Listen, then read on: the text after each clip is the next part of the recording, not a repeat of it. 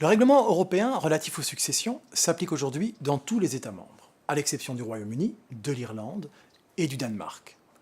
Le règlement n'est par contre pas obligatoire dans les États tiers. Un État tiers n'est donc pas tenu de reconnaître un jugement ou un certificat successoral européen issu d'un État membre. Quand le défunt possédait des biens dans un État tiers, c'est à cet État qu'il appartiendra de décider le sort de ces biens. Certains États membres sont encore liés avec certains États tiers par des conventions bilatérales. C'est par exemple le cas de l'Allemagne vis-à-vis de la Turquie. Dans ce cas, c'est le traité qui prime. On consultera la convention bilatérale pour savoir comment régler la succession, puisque le règlement s'efface devant cette convention. Dans les autres cas, il est plus difficile de savoir comment l'État tiers va réagir aux solutions qui découlent du règlement. Il n'est pas exclu qu'un État tiers n'accepte pas une solution retenue par un État membre en vertu du règlement, par exemple un choix de loi. Le règlement ne s'applique donc pas dans les États tiers. Par contre, quand on est devant une autorité d'un État membre, le fait qu'il y ait un lien avec un État tiers ne signifie pas que le règlement ne s'appliquera pas. Le règlement ne pose par exemple aucune condition de nationalité. Il peut être appliqué aux ressortissants d'États tiers qui sont installés durablement sur le territoire d'un État membre. Par exemple, un ressortissant américain installé en Allemagne. Le règlement peut aussi être appliqué aux personnes qui vivent en dehors de l'Union européenne, par exemple un ressortissant français installé en Suisse.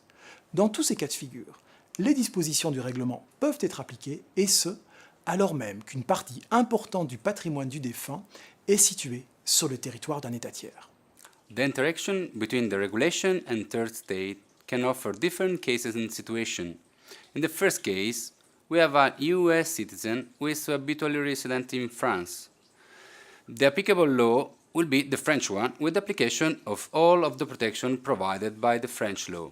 The inherited property will be allocated according to French law, even if goods are placed in USA. In the second case, we have a British citizen who is living in London, who is leaving movable and immovable property in England and in Germany. English law, which is the last habitual residence of the deceased, regulates the whole succession. In this case, will be two different laws will apply to the succession. The English one will regulate the devolution of movable property wherever they are, and of immovable property located in England. On the other hand, German law shall regulate the devolution of immovable property located in Germany. In the case 3, an Italian citizen is habitually resident in Australia, and there he has his domicile. With a will, he exercises the professio juris, and chooses that his succession is governed by its national law, and thus the Italian one, not only for immovable property located in Italy, but for the whole succession.